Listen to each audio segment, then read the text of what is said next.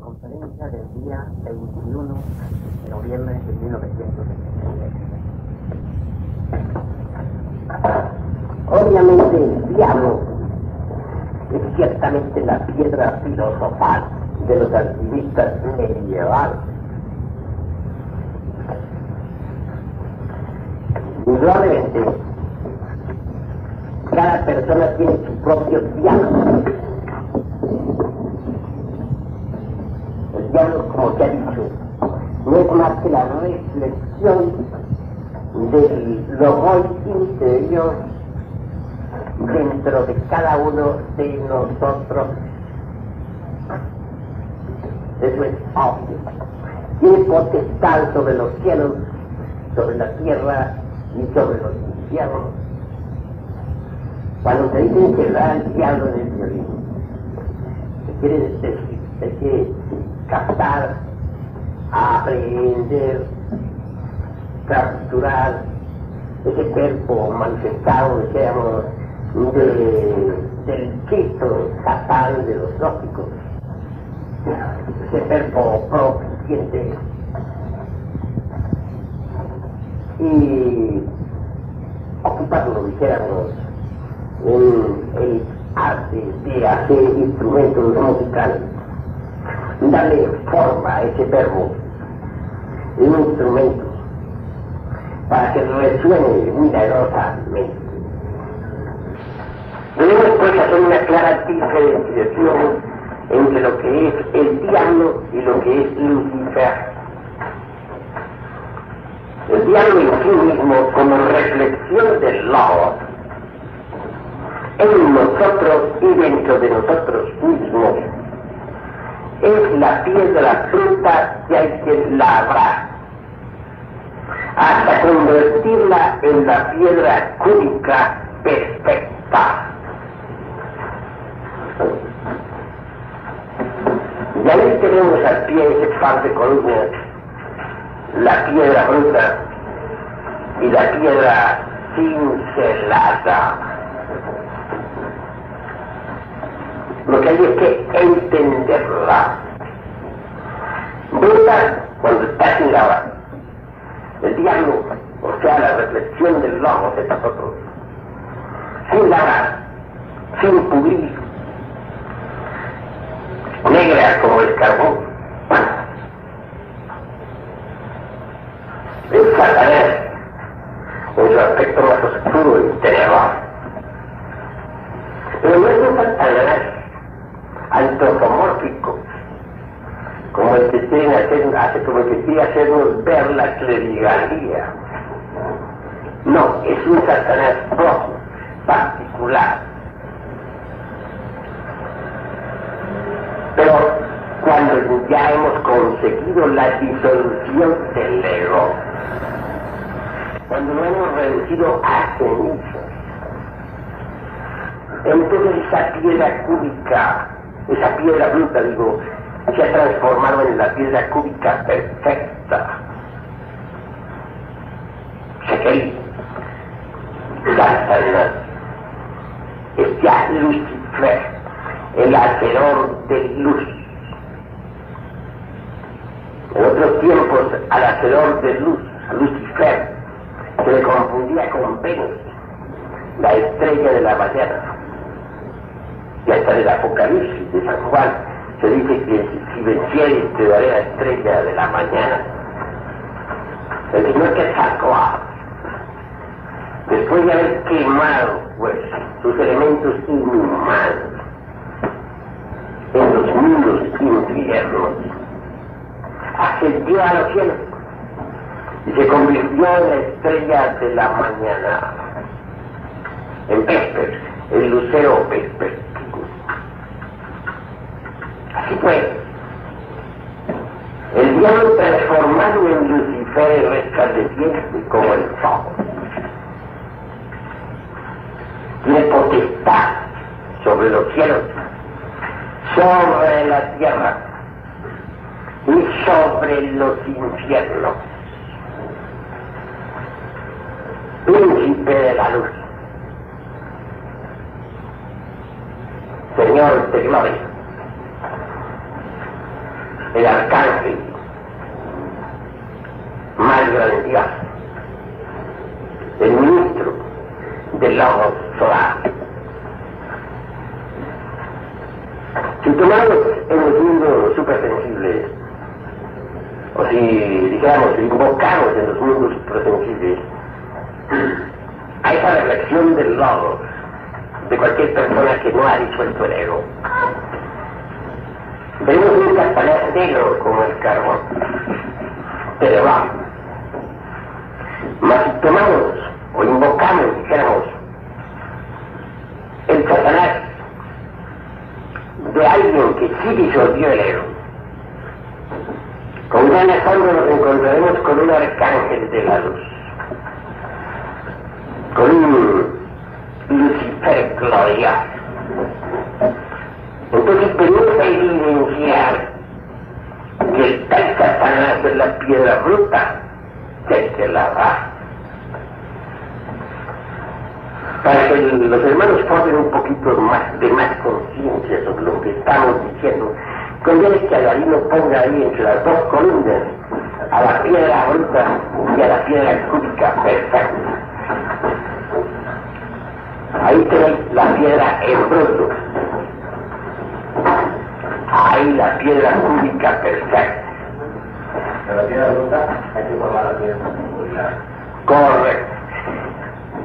Ese es Satanás que cada cual lleva adentro.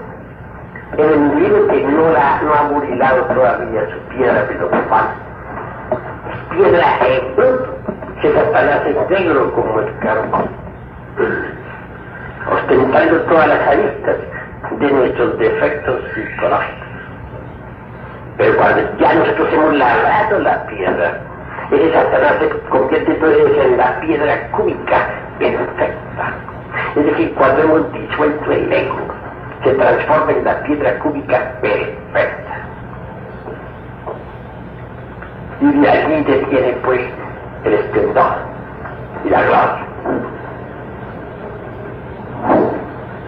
Resulta bien interesante observar al diablo fuera del cuerpo físico.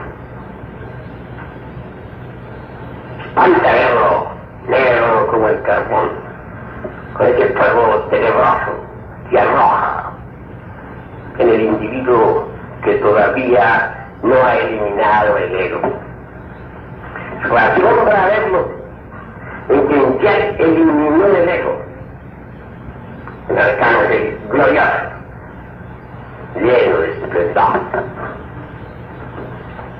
Obviamente ese arcángel se convierte en el libertador. Es decir, porque de la fusión de ese arcángel con el alma humana, con el espíritu, con el ser, en las palabras, resulta precisamente el arcángel. No se ha escrito esto en ningún libro de esoterismo. Hay mucha biblioteca y sin embargo no se ha hablado detenidamente. Y todos confunden al diablo con Lucifer. Y resulta que una cosa es la piedra bruta y otra cosa es la piedra cúbica perfecta. Continuando pues en nuestra discusión de esta noche, nos damos cuenta perfecta de que existe maravilla en el fondo de cada uno de nosotros.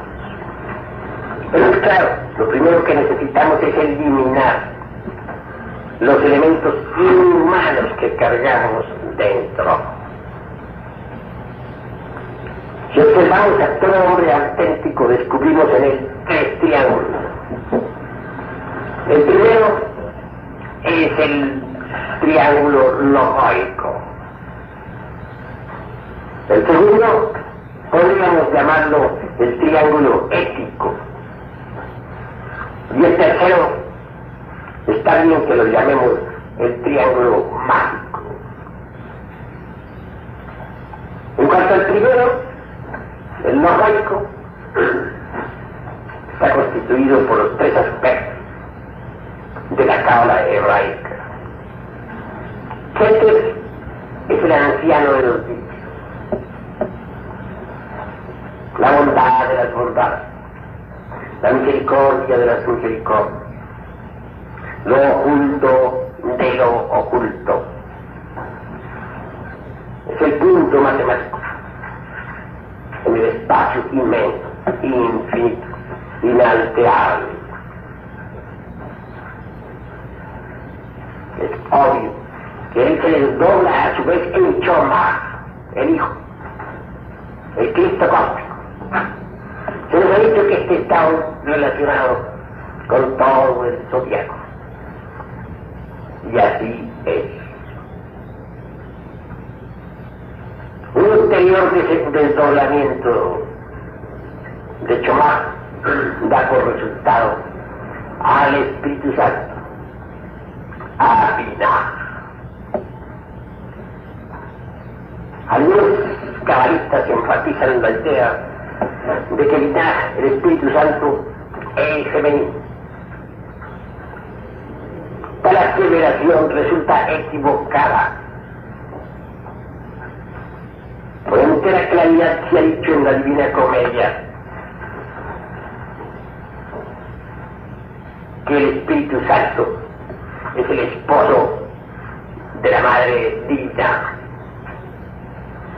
Y es que el Espíritu Santo, el tercer logo, Binah, se desdobla a su vez en su esposa, en la carne de los indoctados. Así pues hay que saberlo entender. Muchos, al ver que el tercer logo se desdobla en la Madre Divina, Kundalini Shakti, la cual tiene muchos nombres, han creído que el Espíritu Santo es femenino y se han equivocado. Él, repito, es masculino, pero al desdoblarse en ella se forma la primera pareja divina, inefable, el Elohim creador, el Calif, el Inca o gran sacerdote, el Ruach, Elohim, que según Moisés lavaba las aguas en el principio del mundo.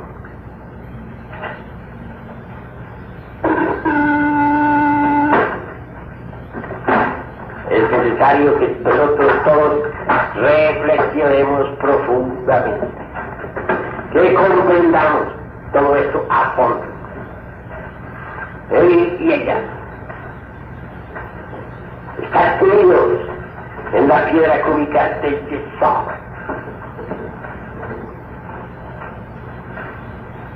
Esa piedra es el sexo.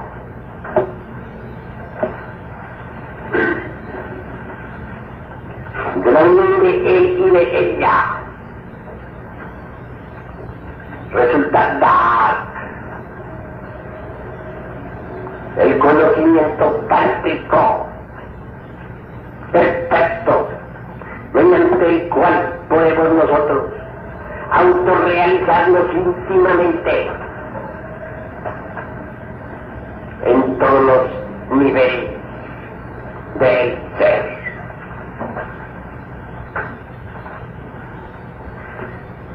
Algunos autores cabalistas suponen que ese Sefirot de Da'at, conocimiento o sapiencia, depende de la fusión o unión del Chomá masculino o Cristo cósmico, combinado, suponiéndolo exclusivamente femenino. Tal aseveración es absolutamente falsa, porque realmente el Espíritu Santo es masculino, repito, solo que al desdoblarse en Binah se forma la pareja perfecta, si ella se une sexualmente en la piedra cúbica del Yesod, en la novena esfera, deviene el conocimiento tántrico, la iniciación tantra, los tantras, mediante los cuales es posible el desarrollo de la serpiente por la espina dorsal y la autorrealización íntima del ser.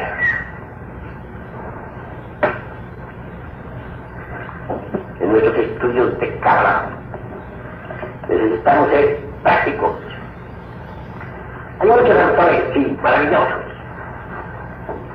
pero cuando uno los lee se da cuenta de que no han vivido lo que escriben, no lo han experimentado en sí mismos y por eso se equivocan. Yo conceptúo que uno debe escribir lo que directamente ha experimentado por sí mismo. Así he procedido por mi parte. Así pues ese primer triángulo resulta trascendental. Mas el Padre, el Hijo y el Espíritu Santo son una unidad indivisible, unexistente por sí misma. Está más allá del cuerpo, de los afectos y de la mente. Es eterno. Y la razón de ser, del ser, es el mismo ser.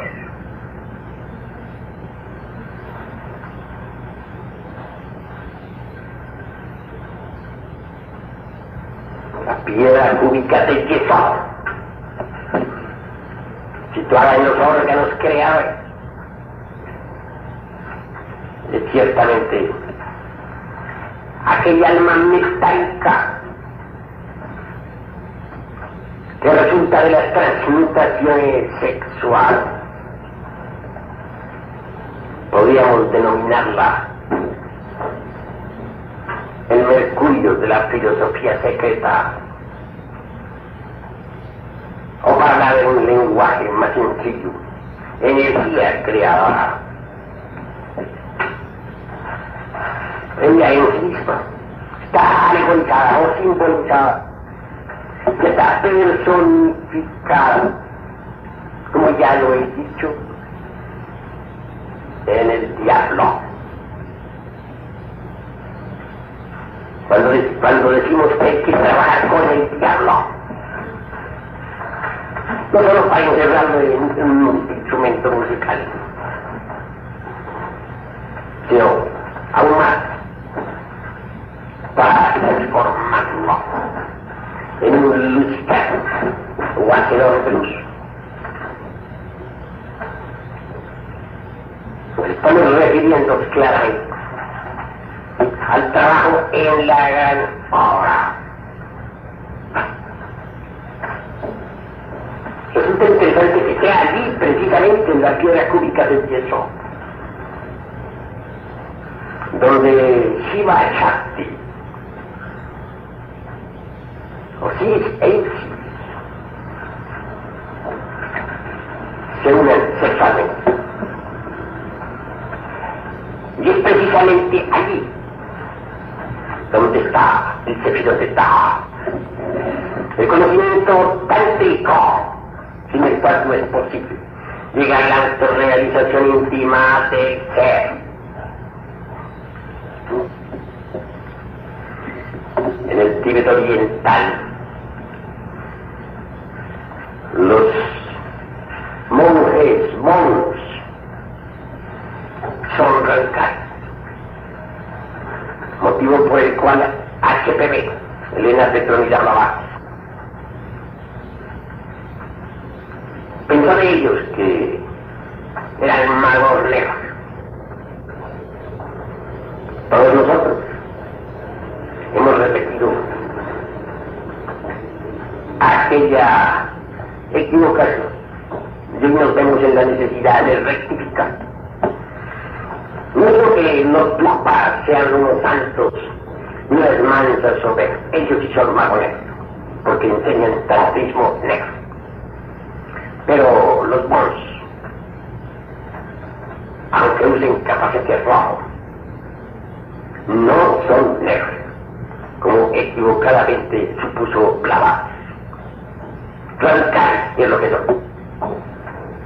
Si alguien, por ejemplo, entre los bons no quiere la autorrealización, sino librarse por un tiempo para volver, por ejemplo, de la futura secta Raza Raíz, o bien no desea jamás autorrealizarse, sino emanciparse sin autorrealización, pues lo consigue. Primero que todo se lleva al neófito a un lugar apartado. Se invocan todos aquellos elementos inhumanos que poseen. Por procedimientos de alta magia se les extrae desde el mundo hasta de lo apartado de la montaña, aquellos se hacen visibles y tangibles físicamente. Intentan devorar al neófito, mas si este permanece sereno, no hay más que hacer. Ha salido triunfante. Sabe entonces que tiene que eliminarle los higos y trabajar con él. Esos humanos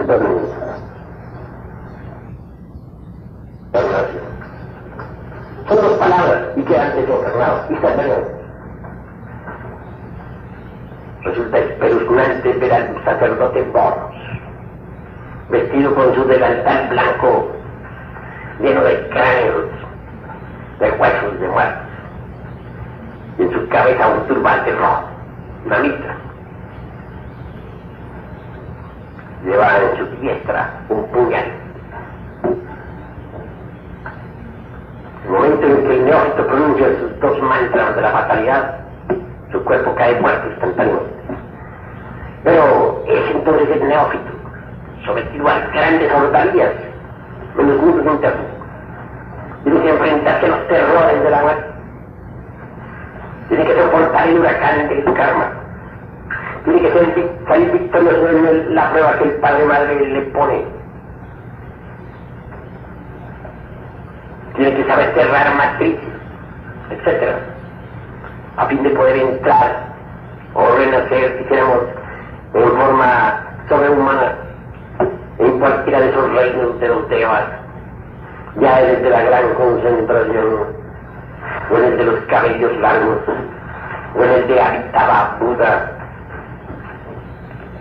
o en el de Maitreya, o en el de la suprema felicidad, etc.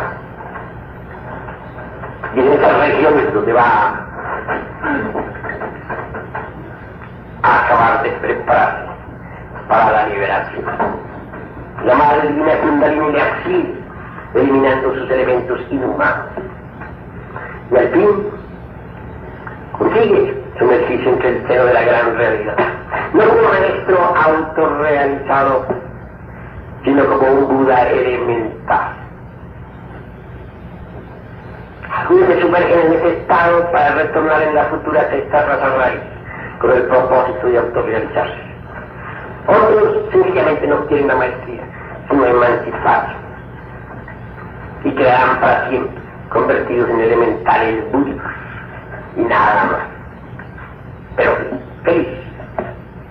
Mas los que intentan liberarse, los que verdaderamente quieren, dijéramos, autorrealizarse, los que de verdad quieren convertirse en Mahatma o hierofantes, es diferente. Tendrán que someterse a la iniciación tardía y luego a trabajar en la novena esfera. Se le enseñará todo el tantrismo, cómo despertar la serpiente y cómo levantarla por la espina dorsal, cómo abrir esos chakras, discos o ruedas magnéticas. Así pues, lo que sucede es que los bonos son radicales, o se va a autorrealizar a alguien o no se va a autorrealizar. Se va a liberar sin autorrealización o pretende liberarse a autorrealizar. Ante ellos tiene uno que definir un sí o un no. Así todo es violencia, motivo por el cual el Edad Petronila los juzgó considerándolos magos negros. Pero cuando uno estudia el tantrismo de los moros, se da cuenta que es blanco, no negro, sino blanco.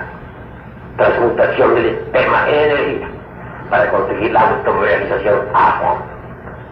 Es pues ahí, en ese sentido de Yesod, donde está el conocimiento tánico, el bar de la cábala hebraica. Pero pasemos, hermanos, pasemos del triángulo logoico al triángulo del hijo. Este está formado por Chefet, o sea, el asma inefable, el por Budi, el alma espiritual, que es femenina, el Jehová de la cábala hebraica. Por Tiferet, el alma humana, el hijo propiamente dicho. Es interesante, y yo lo pude vivenciar cuando me tocó trabajar en la esfera de Tiferet. Obviamente hube de hundirme primero antes de pasar por la exaltación. Dijéramos, en el Malkut de Venus, en el reino de los clifos venusinos, o mundos atómicos, o infiernos atómicos, mejor dijera, venusinos. Había que eliminar allí muchos elementos inhumanos. Concluida la labor. Aquel que es perfecto, el Cristo cósmico, entró en mí y me sentí transformado. Y entonces a las madres que traían sus niños, los bendice. Y hablé con la parábola evangélica que dice: dejad que vengan los niños a mí, porque de ellos es el reino de los cielos. Aquel estado fue de extática felicidad.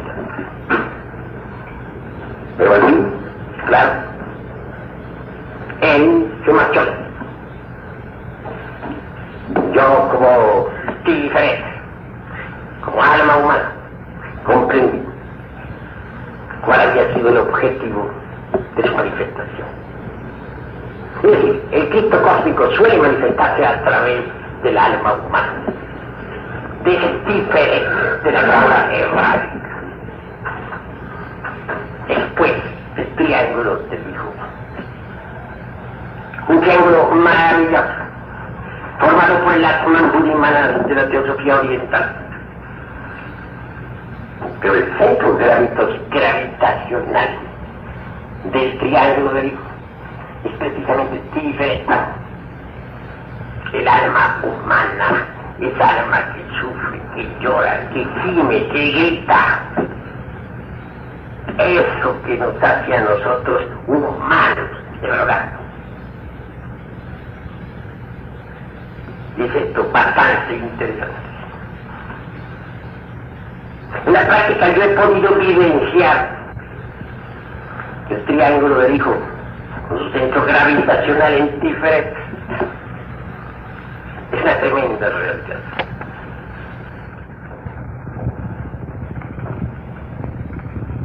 Cuando iniciado, tarde o temprano debe ser ungido por el Padre. O ese que te echó vacilar, por esa triada logoica inmortal, indivisible y existente por sí misma. Cuando yo pude ser ungido, en instantes en que él lo ungía con el aceite puro, exclamó: este es mi hijo muy amado, es lo que más he amado en el mundo, buscarle a Él.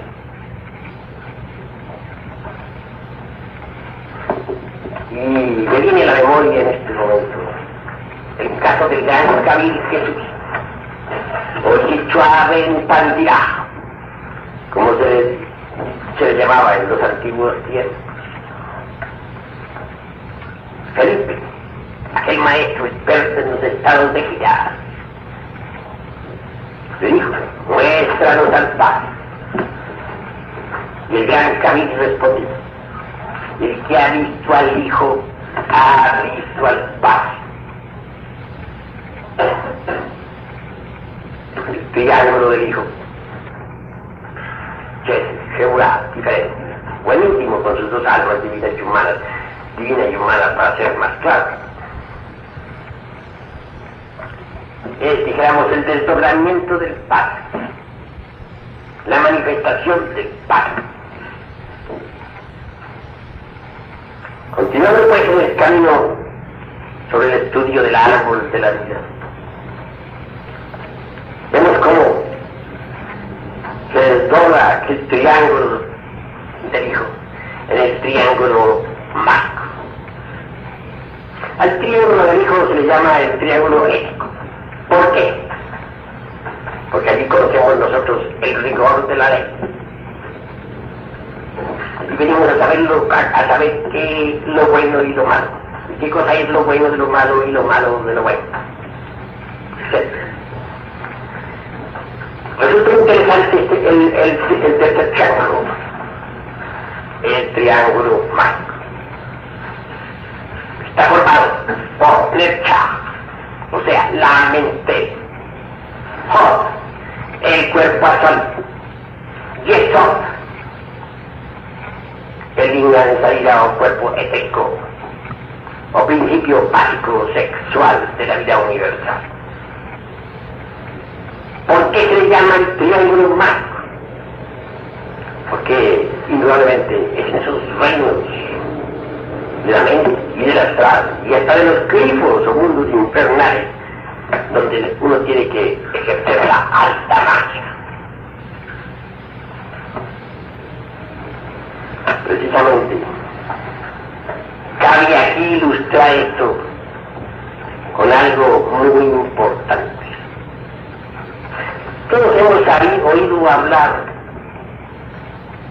en el ocultismo sobre los aquelarres, sobre los zángaros y las brujas. Algunos miran eso como algo extraño, otros pueden sonreír un poco, pero la cruda realidad es que ciertamente esos aquelarres son medievales, con las famosas brujas de la medianoche, tienen más el realismo del que nosotros pensamos. Obviamente, esas canchonas, como se le dice en un lenguaje rigurosamente académico hispánico, pertenecen al mundo, dijéramos, de los trifos, aquel reino de Malkut, o mundos infernales, del Leviatán cabalístico.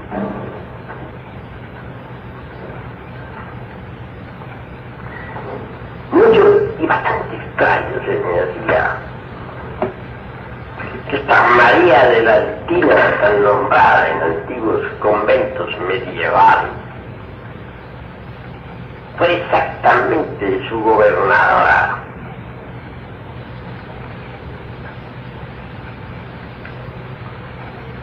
Obviamente las tales brujas y antiguos aquelarres la denominan Santa María. Y cuando yo investigaba en los mundos de los grifos sobre esa extraña criatura, cómo compartía su vida con tantos magos negros, cómo podía meterse entre tantos aquelarres. Sin embargo, jamás le vi eso que podríamos llamar perversidad. rostros de la mano izquierda, las criaturas sublunares le rendían culto y consideraban a esa amarga especie de Hécate o Proserpina no como algo tenebroso, sino como una santa. Yo quise saber qué había de verdad en eso de la presunta santidad de una criatura que se mezclaba con las tinieblas, que figuraba en tantos aquelarres y monasterios de la Edad Media. Porque ¿quién que se haya ocupado en estudiar viejos cronicones de la alta y baja magia del medioevo no ha oído hablar alguna vez de María de la Virginia? Se figuran tantos cronicones hoy escondidos entre el polvo de muchas bibliotecas. Claro, el asunto era enigmático. Yo tenía que aclarar. Me aclaré cuando precisamente en el mundo, dijéramos, de Tiferet, o del primer triángulo, o digo del segundo triángulo digo, invoqué pues a esa entidad. Y para mi asombro me encontré con un maestro autorrealizado. Entonces comprendí. O más bien mandaron de sí mismo a su bodhisattva. Y ese bodhisattva se educaba del ejercicio de la magia en el triángulo inferior o tercer triángulo, pasando por entrenamientos rigurosos y lidiando con los críticos, pero sin hacer mal a nadie. Después de eso, me puse en contacto directo con su bodhisattva, con María de la Virginia, claramente. Y cuando le invité a visitar el mundo del nirvana, con agrado aceptó mi invitación. Y cuando le fusioné con su real ser, con el maestro secreto, entonces sí, se trataba del bodhisattva de una galaxia, de una criatura que había logrado la perfección en la alta magia, y que si bien vivía en el mundo de los glifos era para acabar de educarse o autoentrenarse psicológicamente, ejerciendo poderes tremendos y sin hacer mal a nadie. Obviamente estaba educada en la alta magia. Cuando uno observa esa criatura integrada con su real ser, se da cuenta de que es un mago blanco extraordinario, pero que conoce a fondo tanto los reinos de la luz como el mundo de Malkuth, o sea, el mundo de los glifos. Así pues, el tercer triángulo es el de la magia básica. Cuesta un poco trabajo que esté en el sendero para entender cómo se trabaja con el tercer triángulo, porque hay que dejar plazas de prejuicio para poder trabajar en el mundo de los glifos. El Cha es la mente, Hot es el cuerpo astral, Yesod indudablemente es la novena esfera. Luego viene el reino de Malkuth, que es el mundo físico, y lo que está dentro del reino del mundo físico, es decir, lo que está dentro de las entrañas de la tierra propiamente dicho, es Malkuth. Son los sacerdotes albertos, los glifos, los demonios, como se dice, las almas enfermas, los que sufren, los perdidos, aquellos que ya agotaron su ciclo de existencias y que involucionan en el tiempo, o los ángeles caídos, los genios del mal, etc. Esas regiones que existen dentro del reino de los glifos viven indudablemente a estos que se desarrollan en la alta magia. y que auxilian a cualquiera que se arrepienta de sus errores y que anhele la luz. Así pues, cuando estudiamos el árbol de la vida, resulta bastante interesante. Vemos en primer lugar la sabiduría del Eterno. Los cabalistas acomodan los distintos sefirotes de la cábala hebraica a los mundos. Dicen que, por ejemplo, que el anciano de los días es un punto en el espacio, en fin, aceptémoslo como símbolo. Que Chomá está gobernado por el zodiaco resplandeciente. Y es verdad. Que Tiferet, digo, que Binah está gobernado, dicen, por Saturno. Ahí llegamos a un punto donde tenemos que disentir. No quiere decir que no esté gobernado el Espíritu Santo por Saturno y que no exista una relación entre el Espíritu Santo con Saturno. Sí la hay, pero no es todo. Porque no hay duda de que está relacionado con el mundo aquel de Júpiter en cierta forma. En cierta forma, puesto que tiene el poder, el trono. Con Neptuno, en cuanto que él labra las aguas de la vida. También se dice que Tiferet, o sea, la mente, está gobernada por Venus. Y eso es falso. La mente está gobernada por Mercurio. Pero bien, vamos en orden para poder entender. Miremos el segundo triángulo, ya que vimos el primero. Chefet dicen que está gobernado directamente por Júpiter y nada más, y eso es falso. El último es marciano, guerrero, luchador, tiene que estar peleando por su propia autorrealización íntima. Que tenga algo de influencia jupiteriana también es cierto, porque puede empuñar el cetro de los reyes. Pero que sea única y exclusivamente jupiteriano, eso es falso. Que segura el rigor, la ley, sea exclusivamente marciana, equivocación. Porque Hebra es un mundo bíblico o intuicional, el mundo del alma espiritual que es femenina. Allí está el león de la ley, no lo niego. Eso sí es cierto. Pero ustedes saben que el león también tiene nobleza.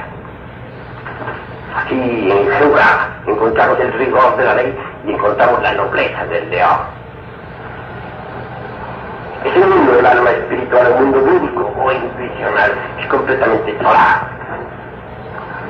El mundo es diferente, el mundo del alma humana, o el hijo propiamente dicho, realmente está gobernado no por el sol como pretenden los cabalistas, sino por Venus. Por eso es que Cristo es crucificado un viernes santo. Y eso es algo que debe ponernos a meditar. En cuanto a la mente, que se diga que esté gobernada por Venus es falso. Bien sabemos que la mente es mercuriana, que Mercurio da la sabiduría, que Mercurio da la palabra, etc. La mente es, pues, mercuriana. Y si defendemos un poco en el mundo de los sefiotes, llegamos al actual. Este es algunas tribus, por ejemplo, de las selvas más profundas, en el Amazonas, dadas a sus gentes, o usan unos brebajes especiales. Tales brebajes los administra el Piachi. Este, por ejemplo, maneja lo que se llama el yaque. Lo combina con el guarumo. Cocina un yaque y guarumo en una olla. Y el neófito lo bebe cuando la luna está creciente. Entonces se produce el desdoblamiento.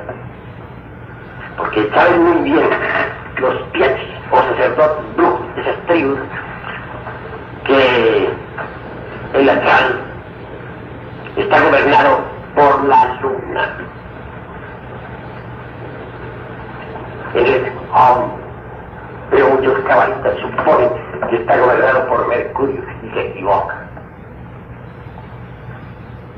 Y en cuanto el principio vital o asiento de la vida orgánica, en cuanto al sefirote Yesod, que tan relacionado está con los órganos creadores, obviamente es lunar, y esto no lo podemos negar. En el esoterismo gnóstico aparece una luz, una mujer, una virgen, una inefable divina, vestida con una túnica azul que simboliza a la noche, parada sobre la luz, que hay que saber entender. Esta luna representa al Sefirote Yesod, es decir, a la fuerza sexual. Y en cuanto a la túnica de ese color, representa la noche en que se desarrollan los grandes misterios de la vida y de la muerte. Significa esto, que solamente en la noche se debe trabajar con la energía creada del tercer logos, jamás en el día. Es decir, el trabajo del laboratorium oratorium del Espíritu Santo solo debe ser en las horas nocturnas. El Sahaja Maituna, hablando en otros términos, solo debe practicarse entre las tinieblas de la noche. Porque el día, el sol, es el opuesto de la generación. Eso es claro. Ya les explicaba a ustedes el otro día que si uno echaba, por ejemplo, una gallina con sus huevos a la luz del sol para que los empollara, pues aquellos no lograban ser empollados, y si salía algún polluelo, moría, porque el sol es el enemigo de la generación. Quien quiera buscar la luz debe pedirle al lado que está detrás del sol, que nos ilumina en la noche profunda. Eso es obvio. En cuanto al sefirote Malkut, este es el mundo físico, se dice que es un sefirote caído. Pero los mundos infiernos también pertenecen a Malkut. Eso es claro. En esos mundos infiernos tenemos nosotros que trabajar, separando las aguas superiores de las inferiores o infernales del Leviatán para que surja la vida. El Génesis ya lo dijo, que hay que separar las aguas superiores de las inferiores. ¿Cuáles son las aguas superiores? Las aguas superiores son el alma metálica del esperma sagrado, o sea, el mercurio de la filosofía secreta, que hay que separarlo de las inferiores. ¿Cómo? Mediante la transmutación de la energía sexual. Así es como se separan las aguas superiores, o sea, el alma del esperma, de las inferiores, el esperma mismo. ¿Para qué? Para que surja la vida. Porque las aguas superiores son el mercurio de la filosofía secreta. De ellas sale todo. Con ellas se pueden crear los cuerpos existenciales superiores del gas. Con ellas se puede elaborar el oro puro. Con ellas se puede transformar radicalmente el ser humano. Esas aguas superiores, ese mercurio, tal vez que está alegorizado por la figura del diablo. Pero hay que transformar el diablo en Lucifer. Hasta aquí mi plática de esta noche, mis queridos hermanos. Si hay alguno que tenga que preguntar algo, bien puede hacerlo con la más entera libertad. Quien quiera preguntar, puede preguntar. Y la palabra, hermano Raco. Ustedes siguientes, niños o niñas, que fueron procreadas a la luz del sol, creen que tienen alguna tarea en especial. La cruda realidad es que por disposición de los órganos creadores, tal procreación se verifica en las tinieblas, porque es el zoospermo que sale de nuestras glándulas sexuales, no sale iluminado por la luz del sol, sino discurre en tinieblas. En tinieblas se abre paso a través de la trompa de Falopio para encontrarse con el óvulo que desciende de la vesícula de grasa. Dentro de las tinieblas de la matriz se gesta, pero ¿qué tal que ese zoospermo, en vez de salir protegido de nuestras glándulas sexuales por las tinieblas, pudiera discurrir a la luz del sol, destapado para que el sol lo bañara con su luz? ¿Qué tal que ese efecto no estuviera entre las tinieblas, sino que estuviera el vientre de la mujer destapado para que el sol diera directamente al feto? Es obvio que el fracaso sería un hecho. De manera que por disposición de los mismos órganos de la naturaleza, la fecundación se realiza siempre en tinieblas. Así también el sabio debe trabajar entre la oscuridad y el silencio augusto del ser, para poder un día llegar a la autorrealización íntima del ser. La noche, y eso es lo que nos indica aquella Virgen de la Inmaculada Concepción, parada sobre la luna, vive con una túnica